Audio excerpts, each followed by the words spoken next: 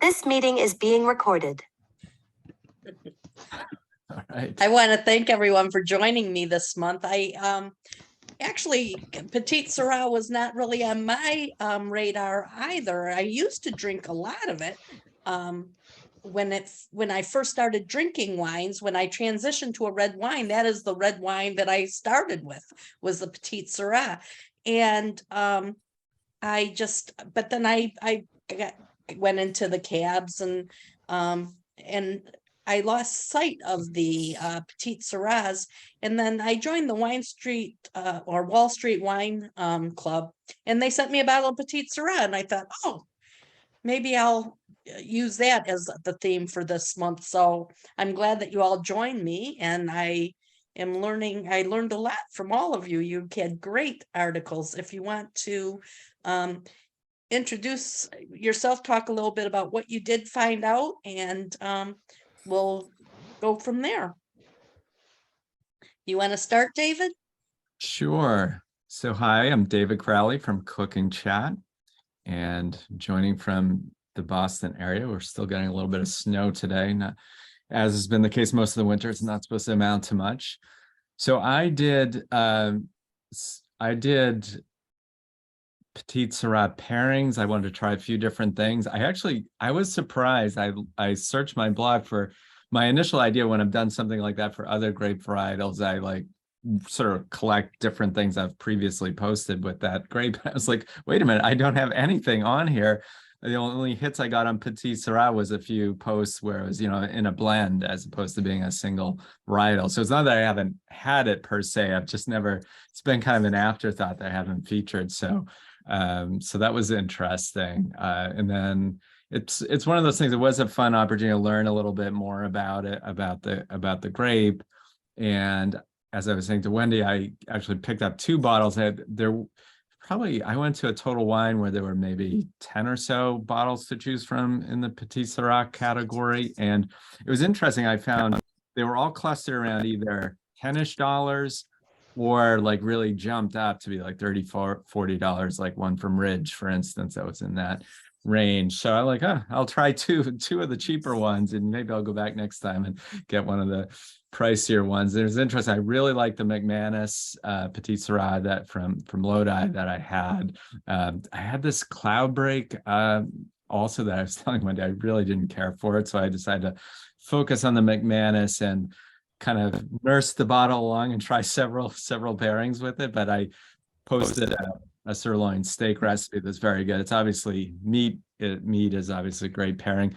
My surprise pairing, though, I usually am not a dry red wine with chocolate person. I usually go more for a port or something like that. But I actually did try it because it was recommended. I came across it, and I actually really liked the Petite Sirah with dark chocolate with a little bit of sea salt. So that's like my surprise part of the pairing. It wasn't a surprise that went well with the steak dish that I prepared. So yeah, so that's kind of my overview. Yeah, I haven't had. I'm not sure which Ridge you saw at Total Wine, but I can certainly vouch for the Petite Sirah. Yeah. Okay. I might try that next time I'm there. I've had the McManus as well, and that's also very good. So yeah, it's good for the price, for sure. for sure. You get something. I think I paid $11 for it there. There's tons of Petite Sirah and Lodi for sure.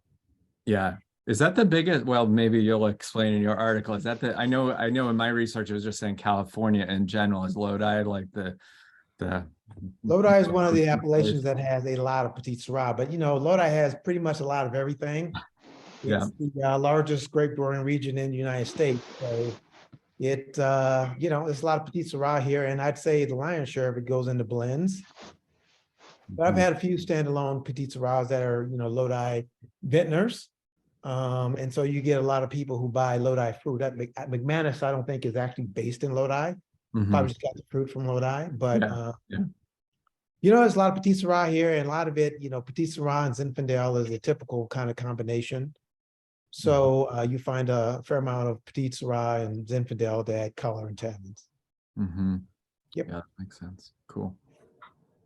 Well, since I'm yammering away, I'll go next. Thank you. So, Martin Redmond, I am a resident of Lodi, and I write the Enophiles Wine blog. I'm a longtime fan of Petite Sirah, and my exposure to Petite Sirah, my epiphany wine was a Zinfandel. I drank a lot of Zinfandel when I first got started, and what I started to notice is that I generally preferred Zinfandels that had some Petite Sirah in them, as opposed to 100% Petite Sirah. And then I kind of went on to learn about the grape. And then during my journeys, I used to go to there's an organization called PS I Love You, Petite Sirah I Love You, found by Joe Diaz, who writes wineblog.org, I think. And anyway, she's a big proponent of the grape and established this organization. And she had an event called Dark and Delicious for a number of years. And that was one of my all-time favorite events to go to because it's just all Petite Sirah. And to your point, David, like you, I'm not a red wine and chocolate person, but at these events, they would pair these Petite Sirahs with a variety of chocolate, typically darker, and they would have savory foods, but they inevitably had Petite Sirah they pair with some kind of bacon, pro tip, and lots of chocolate. So it turned out really well. I still don't drink a lot of Petite Sirah or any other dry red wine with chocolate, but it works. It works with dark chocolate. It can work with even the milk chocolate if you get one of the fruitier ones. So that's a great discovery there. This month I paired it with a Filipino dish called kare kare, and really good pairing. So I was happy. I was pleased with that, and it's great to see. Looking forward to reading everybody's posts, and it's great to see Petite Sirah continuing to get some love. What's in that dish? I haven't had a chance to see your article yet. It's got a peanut butter sauce, oxtail, typically some string beans, eggplant, banana blossoms. It's kind of a Filipino stew, like I said, peanut butter kind of sauce based. Yeah, so it's really good. It was good. That's the stew has kind of a thick sauce. Kare actually means curry in Filipino language. And the fact that they said it twice, when in the Filipino language, if you use something twice, that means you really like it. So kare means it's really good. So, Yeah, I thought it was neat too how you had the little pronunciation thing in there, because I would have called it kare. So right. Yeah. Sure. Well, that's really interesting. I guess I'm going to chime in this time. I think Kathy is having audio trouble at the moment. So I'm Susanna Gold. I write a wine blog called Avinare, and I come to this grape in kind of a different way than a lot of other people. So I lived in Italy for a long time, and when I moved back to the States, I started to try a lot of American wine. And I remember my first Petite Sirah, and I hated it. I thought, oh, what is this? This is awful. This is the opposite of what I want in a red wine. I'm never going to drink this again. So 10 years go by, maybe even more, maybe 12 go by, and it's the pandemic. And I get a message from somebody we all know, I think Tina Mori from Wine Studio, that Joe Diaz is having an event called PS I Love You online with different producers. Do I want to participate in the webinar?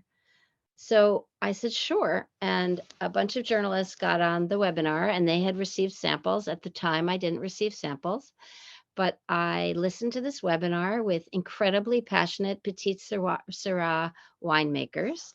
And I got lucky enough to get 6 bottles of Petite Sirah sent to me at home during the pandemic. So you could imagine what a pleasure that was to be at home, able to grill in your backyard, because it was the summer, I believe, of 2020, or nearing the summer of 2020. And so I got to try all of these amazing ethereal bottles of Petite Sirah, and my whole feeling about Petite Sirah changed. And I guess my palate has also changed kind of in the intervening years that I've lived in the United States. It's broadened. I'm more open to other kinds of wines. And I really found the wines lovely, to the point that I make wine at home. And this year I went out and I brought Petite Sirah grapes from Lodi. I brought them in New Jersey. But the place that I buy grapes from gets all their grapes from Lodi. And so Nice. I bought Petite Sirah grapes, and I'm waiting to see what this vintage will be like. And so I'm a real convert to Petite Sirah, which I actually can't believe I'm saying out loud, but it is true. It's a Oh, that's grape that awesome. I really enjoy, and I feel happy about it because I'm for a wine professional, I'm pretty ignorant of a lot of California wines, just because I live on the East Coast and we drink a lot, or I personally drink a lot more imported wines than California wines. But I'm really excited for my Petite Sirah this year, and the wines that I got to try because they were samples were really just exceptional. I tried one called Barissa Gap from a winemaker named, I'm going to mispronounce her name, I think Nicole Salengo. And then I got to try a Petite Sirah from Robert Biale. Beautiful Golly, wine. yeah. Yeah, just amazing wine. And then a Bulgarian winemaker who moved to California many years ago. His name is Miro. I want to say, I'm going to butcher his last name, but it's like something with a T, and it's Miro Cellars, and he makes some really beautiful small batch wines. And so I got to try these amazing versions of Petite Sirah, which I probably would not have bought in a store because I'm sure they're all in the 30 and above range. Right. But really, really nice examples of Petite Sirah. So Joe Diaz to me is, a real find. And she's a lovely person, but also, she turned me on to this grape. So I'm excited. And when Wendy wrote that this was what we were going to be talking about, I was really excited to share my love for this grape. I Thanks. think it's Awesome. funny that I chose this and everybody else in the group knows about this PS I Love You. I had no idea that any such group existed until I started reading your articles. I was like, wow, I am just out of the loop.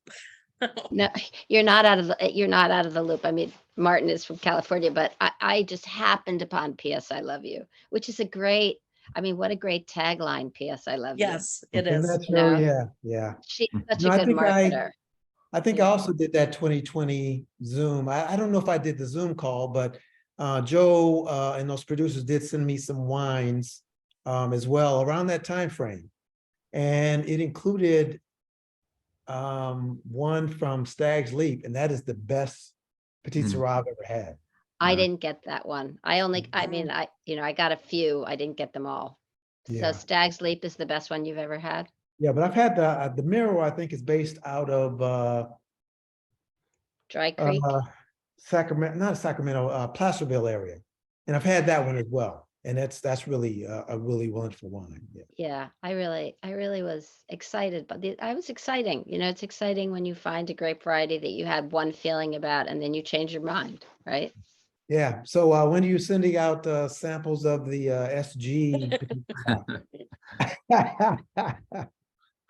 Oh, it's called Super Teaneck, actually. Super So, I mean, Teaneck. no, sorry, my winery is called Iduigatti. That's the name of my winery. Ah, That's the name of my brand. It's called okay. Iduigatti because at the time when I started in 2006, I had these two beautiful, amazing orange tabbies who unfortunately passed away, both of them during the pandemic at 16. So, they weren't little boys, but still, they were lovely people. So I started making wine in 2006, and I've made about 8 vintages.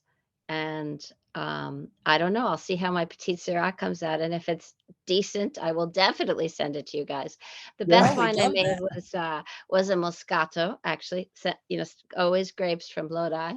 And I made that, but I've made Cabernet Franc, Syrah, and I started to call them Super Teanecs because I make the wine in my parents' house, which is in a town called Teaneck in New Jersey, and so Yeah. Super Teaneck, like a play on Super Tuscan, because my Right. first vintage was Sangiovese and Cabernet.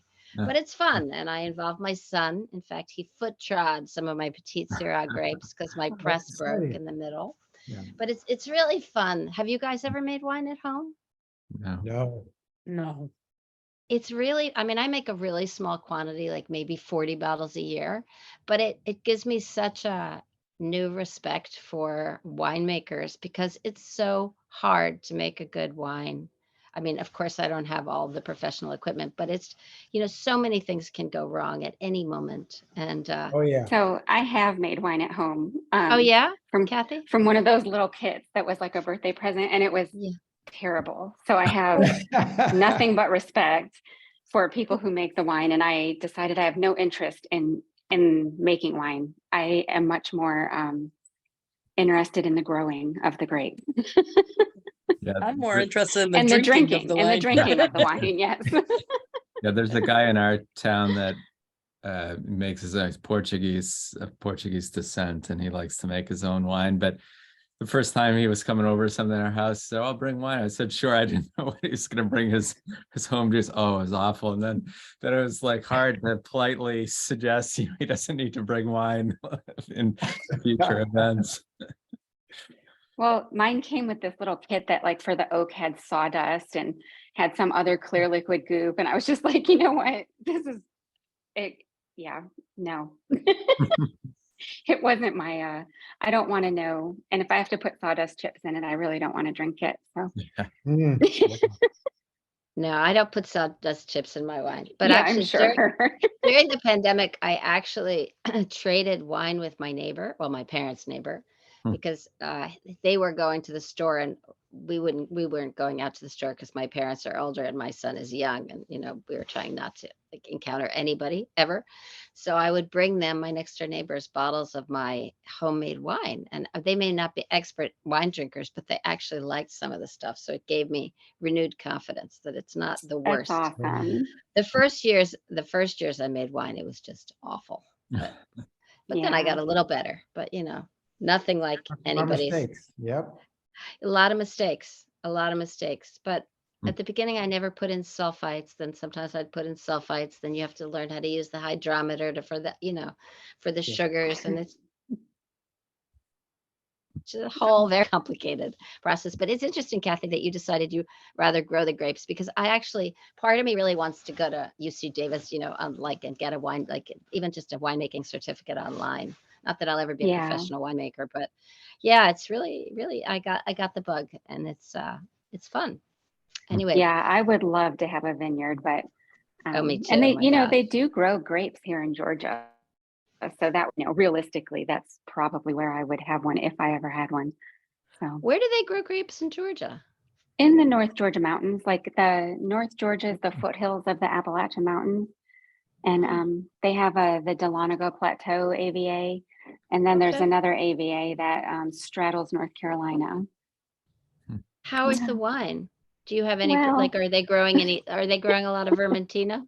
What are they growing? They do grow Vermentino. They grow a lot of hybrids, but then there's Merlot, Malbec.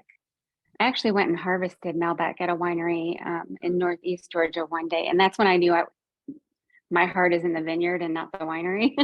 I was like, I think I'm just meant to pick grapes. It was like the best morning of my life, but Wow. Amazing. But yeah, and they grow Chardonnay. There is actually a little winery not too far from me that has a couple rows of Albarino, if you can believe it. He's not making, if he's making wine from that, he's in the experimental phase.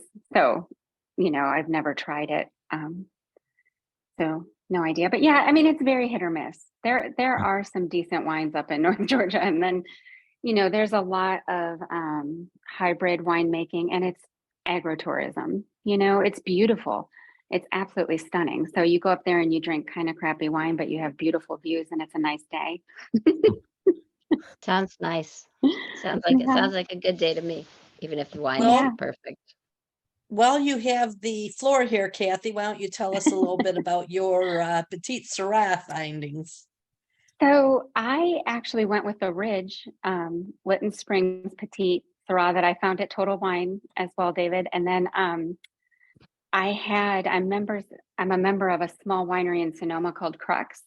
And I had a 2012 of their Petite Sirah that I had been looking for an excuse to open. And so when I saw your invite this month, I was like, this is it. This is the reason.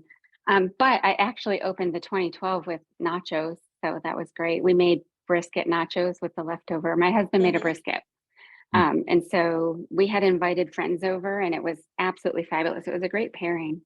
But we didn't get very good pictures because we had people here and we're just enjoying the moment. So, but yeah, I went into Total Wine looking for a Petite Sirah, and we actually are members of Ridge too. So I used 2 wines that we're members of, but I bought the Petite Sirah at Total Wine. I was kind of surprised to find it there. So it was an exciting little find. One I had recently. Are you in the ATP club at Ridge? No, I'm at Montebello. Oh, okay. Oh, my goodness. All right. Well, I know, right? Yeah, I was a Montebello member until about 2 weeks ago. Then I switched to ATP. Oh, okay. Well, it's interesting. We only joined a couple years ago, and like the first year we got the Montebello, and then I think the last 2 years there wasn't enough, and we're newer members, so we're too far down on the list, and it's such a catch-22, right? Because it's so expensive, but it's so good, but then they tell you didn't make the cut, and you're like, oh, but then when you find out you did make the cut, you're like, oh, now I have to Yeah, I have been in the Montebello for I think 12 years. But wow. I love Montebello. It's a great wine. We opened that bottle night of 2009. Just an amazing wine. But it is. The drinking window for those wines, they tell you not to even look at it for 10 years. And I ain't getting no younger, so I don't know that I'm going to, I've got some bottles of, we just went to pick up the 2020 vintage last week. Oh. And so that's a bottle they're telling you basically don't even look at it till 2030. Of course you can. You drink it whenever you want to, but it's so funny. You're right there. Yeah, it's like you're right there. So you're going to pick it up. Mine's being shipped next week. Yeah. But it's just this isn't the Montebello. We won't find out till May if we made the cut this year or not. This is just the Estate Cab, Estate Merlot, and Estate Chardonnay. Beautiful wines themselves, yeah. Yeah, and those are much more affordable, and definitely, I look forward to getting those. But that's cool. One thing about the Montebello. It's like my it would be my death row wine, but it is. I mean, we get the half bottles as part of ours, and so we'll open one of those when we get it right away. And they do. I mean, it still tastes better than any cab on the market, brand spanking new. But yeah, those are staying in the cellar for a little while. But anyway, I digress. Back to Petite Sirah. So sorry, I led you astray. Yeah, no worries.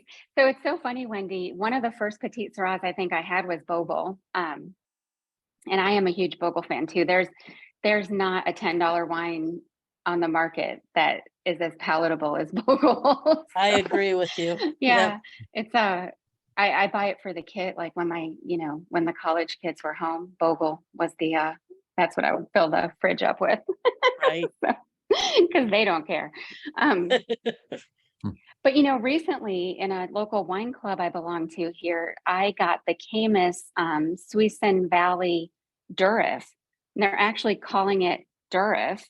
And it was a beautiful wine. And I love that they're showcasing a little off the beaten path wine region, and they're calling it Durif, but it was $60.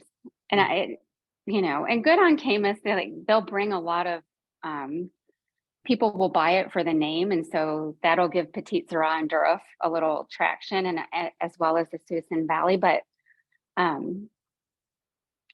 wasn't going to buy it again for $60. It just wasn't worth it to me. So yeah, so, we are a little factoid. Sorry for jumping in there. You mentioned no worries. Valley. I was in Napa the other day and it was rainy, so I was rerouted through the Suisun Valley to get home.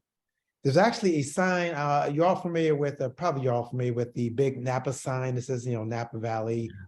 There's a sign that's exactly like that in Suisun, except it says the Petite Sirah capital of the world. Oh, interesting. I did not realize that. Self-proclaimed. Very cool. Yeah. Yeah, I was surprised how many acres, how much Petite Sirah is grown in California.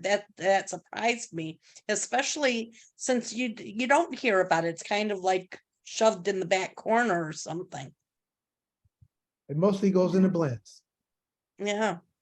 In that, So I'm So- going to a Sorry. Camus wine tasting at a restaurant next month. So I'm wondering if they're gonna have the Durif there. Maybe that would be cool. I mean, it really was. It was beautiful, but you know, $60 a bottle. I don't know. Yeah, yeah, I didn't think it was that beautiful. right. Yeah. Which Martin, I meant to say too. Also, I order from Stag's Leap sometimes, and we've had their Petite Sirah, and it definitely is a Oh gorgeous my wine. God, yes, that's And I don't think it was $60. Oh, it I might be wasn't. wrong, but No, it was more than that. That's $100 plus bottle. oh, I don't Really? think so. I think we bought the winemaker series Petite Okay, yeah, Sirah and they from have them, the and it good was one. not that much, but Yeah, the one I had was like 100 plus, and but it, you know, it's funny. I don't know. I'll speak for myself, but I tend to have in my head this sort of, if it's this grape, I'm willing to spend this much. If it's another grape, I'm willing to spend. And so Petite Sirah is one of those grapes. Like, yeah, I don't know if I'm going to spend that much on Petite Sirah. But then you'll, in a heartbeat, you'll pay $100 for a cab, right? And so I don't know that always works. If a winemaker has poured, you know, his or her blood, sweat, and tears into it, the fruit's expensive, it's blah, blah, blah, you know, maybe you pay $60 for a bottle of Zinfandel, or Petite Sirah. well, you because just got to it's cost that good. average. You Yeah, got to throw in a bottle of Bogle Petite Sirah, and then, you know, you got 2 bottles for $100 or $110. No. there you go. Yeah. And the thing is, So that's the on thing is, average, if 55. you have that Bogle, then you ask yourself, well, the Bogle's pretty good, you know, Bogle's very good, but so then you ask At yourself, the price point, you other can't one complain at all. is it 3 times better than the Bogle? And yeah, Yeah, right. that's just that. I don't think that linear thinking works. You just have to Yeah. ask yourself if you enjoy it more.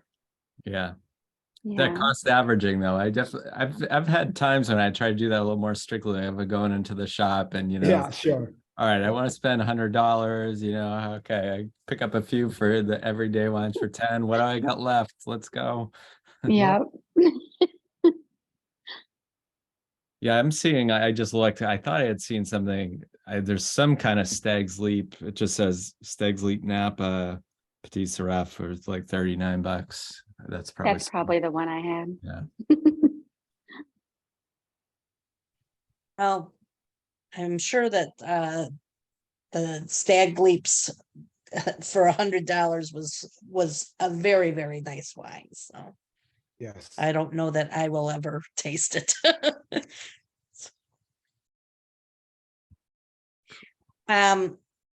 Next month, I think that we are looking at local wineries.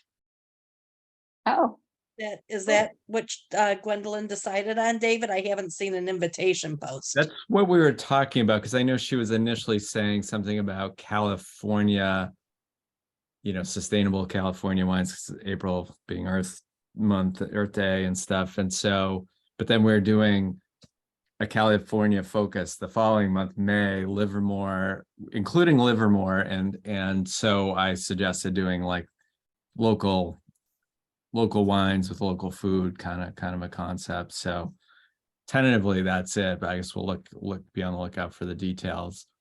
I guess Susanna, if they go with local wines, you can showcase your own. yeah, I could. That is doesn't get true. more local. And I'll That whip is out true. a Can't get Georgia more wine. local. Yeah, or I could either do a New Jersey wine or something from New York. But Yeah. I was wondering, how local are we talking? Are we talking like 5 miles from your home? 10 miles? Is there like a limit? I think you got to use your discretion, you know. I mean, I think obviously those of us on the East Coast, and then, you know, it's we probably have to look more broadly.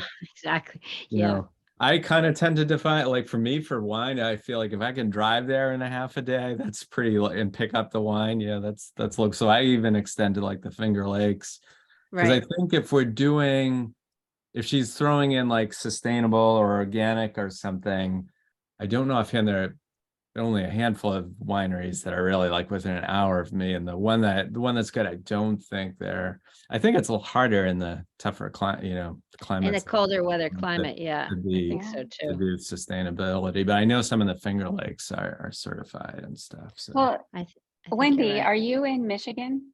I am in Michigan, so So you I mean, have we have Michigan wine. we do have lots of wonderful wines here in Michigan, but right in the neighboring city, winery just opened, and the woman, it's a couple that owns it, and she is the winemaker. So I'm really hoping that that's the parameters are wide enough that I can showcase her and her wines. I went there for a fundraiser the other night and was asking about the wines and the winemaker, and she said, "Oh, I make the wines right here in the back." And Wow. so, and the wines were very nice. She imports her grapes, and the wines were very nice. And so I'm going to go back one day when she's not quite so busy, and see if I can get some interview questions with her. So, Great. Nice. Well- Suzanne, I got a question for you. So these grapes that you're getting from Lodi, are they coming as fresh grapes? Or are they coming as concentrate or? No, they come as fresh grapes. Is it? Yeah, I mean, the bricks by the time they get here, Right. are a little bit more elevated, right? So that, there's Right, always yeah. a lot more sugar than you would expect because they have to get transported, even if they're transported in refrigerated, cars, trucks. But yeah, no, if you look on Avinarde and you look up like adventures in winemaking, you'll see photos of like my early years in winemaking. Even today, I think I posted a picture of some grapes that were in the boxes that I bought. No, it's super fun. Like you go in, you see like pallets of, grapes that are, I mean, Oh, they have that's so cool. many grapes. It's a really fun experience, especially for me, but also for a little kid. And they make loads of things. This year I made Vermentino, Chardonnay, and Petite Sirah. So we'll see how that's going to go. But no, the grapes are fresh. I mean, and you can have them press the juice, or you can press the juice on your own. And I have a little mini press, so I pressed my own, but it broke in the middle. So then I had to have my son foot trod the rest of it, which he was sort of happy about, and sort of like, do I have to keep doing this, Mom? Yeah, no, so that's pretty local. I could do that. But the place itself is really out of Central Casting. It's like out of The Sopranos. And everyone who goes there, mostly except for one person, is a guy who has, European origin, who made wine with their, grandfather or father as a child. And so people bring their demijohns, and it's very interesting. It's a whole sort of situation happening cool. here in New Jersey. It's very fun. Yeah. It's very fun, and we always do that in September. It's one of our September weekends. Cool. Yeah, I'm not surprised that the Lodi grapes are featured, but just because it's such a huge wine growing region. And that's one of the things that helped Lodi survive during the Prohibition. They were shipping grapes all over the country because of that little exemption that you can make your own wine at home. Right. They're still doing it today. I did not know that, but not surprised.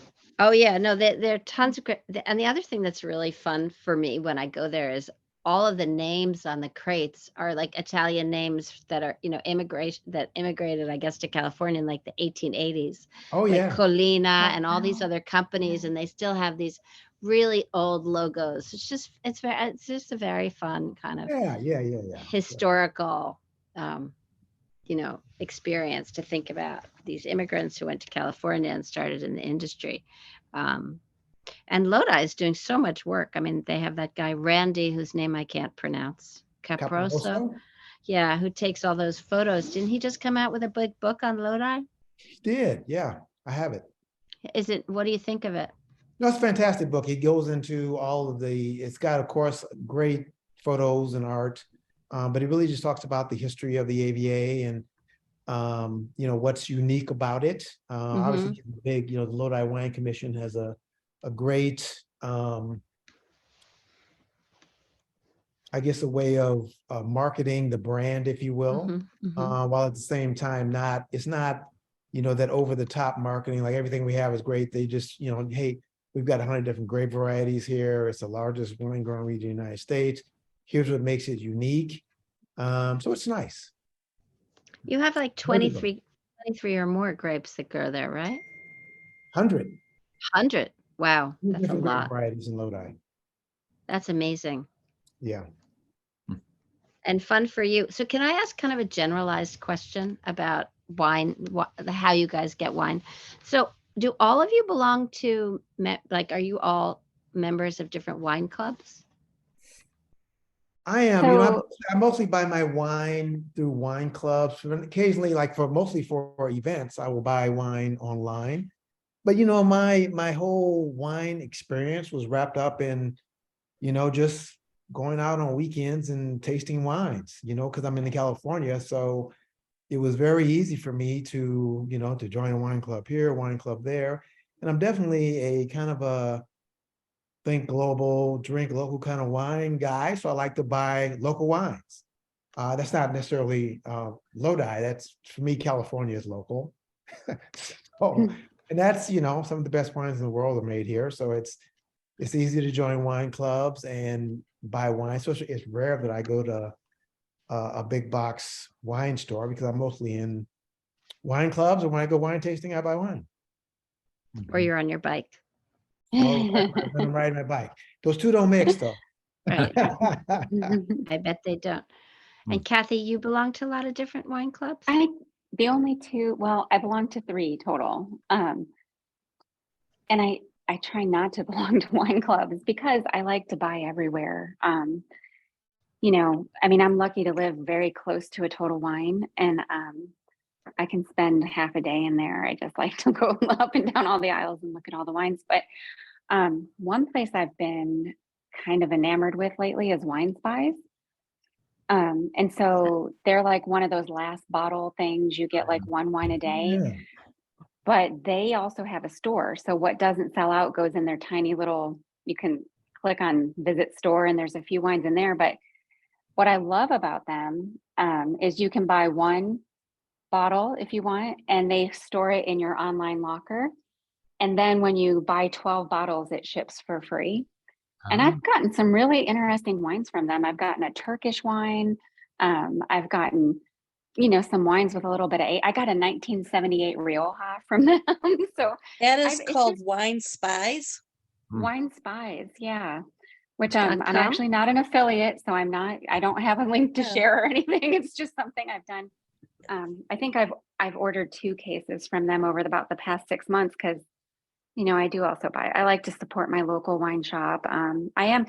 So that's a lie. I am a wine club member at my local wine shop, just because I like to support him. But it's, you know, it's a $40 a month commitment, and you get 2 bottles of wine and some cheese, and that's where I actually got the Caymus Durif, was through them, which I think it was a little cheaper when I got it the first time, and then I went to look at it again for this event, and it was $60.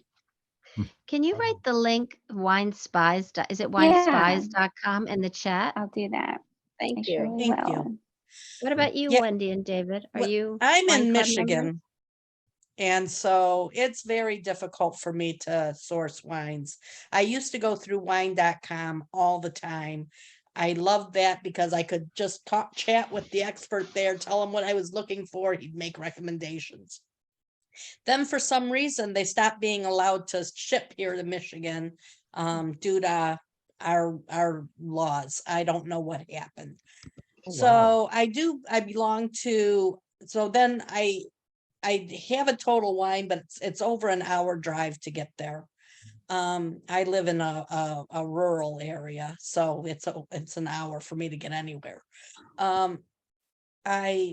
So I joined the Wine Street Journal, or Wall Street Journal Wine Club, and that's okay. I've been happy with the wines I've gotten, but I can't go in and say I want these wines.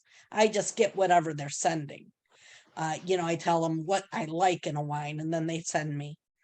And I belong to Cooper's Hawk, which is a restaurant local to Chicago that opened up a couple of restaurants here in my state, which I love. They've got a huge winery selection, but it's all made, you know, they make it all. Some come from other places, but when I'm looking for a I've been to certain bottle Cooper's of Hawk wine, I in have a hard time. Chicago.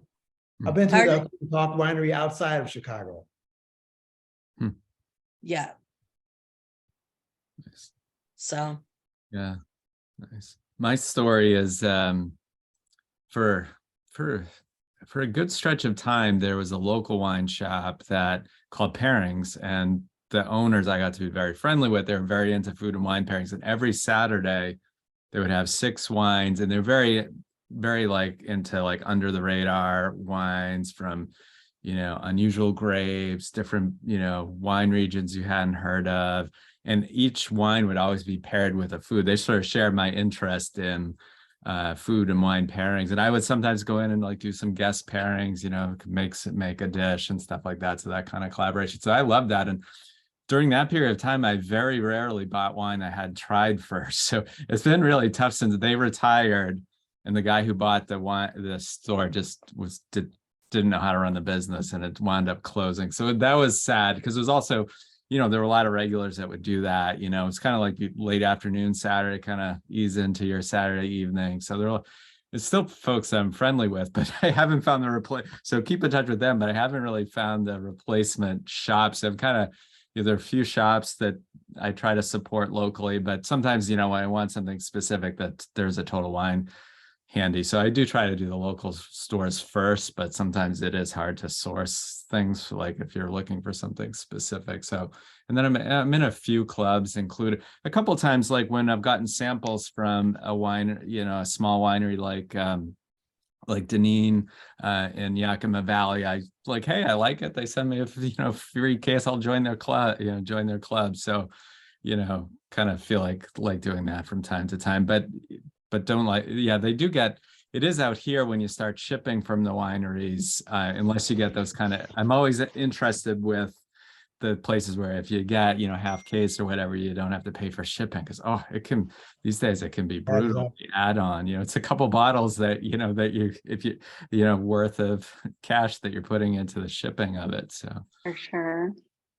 I should mention too that I also belong to Drashena Wine Club. So little, Oh. yeah. Oh, little, yeah. yeah, a little boost there for Lori. But yeah, her wines are very nice. So I did join her wine club. I did as so. well. Yeah. Good Nice. stuff. And now we can visit their tasting room. Yes, I'm anxious to do that. I'm going to be back in California in June for my great niece's high school graduation. So I fun. hope to get to see Lori while I'm there. Cool. You need some Paso Winery visit, Rex, let me know.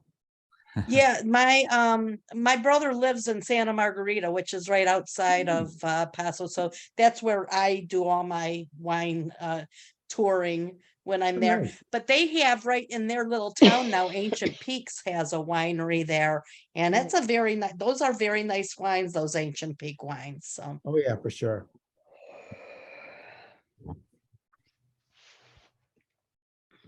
Cool. Well, I can. So, well, I want to thank everyone for joining me this month. I appreciate it. And I look forward to seeing you all next month. I don't know that Gwendolyn will do the Zoom. I'm not sure what format she's going to use.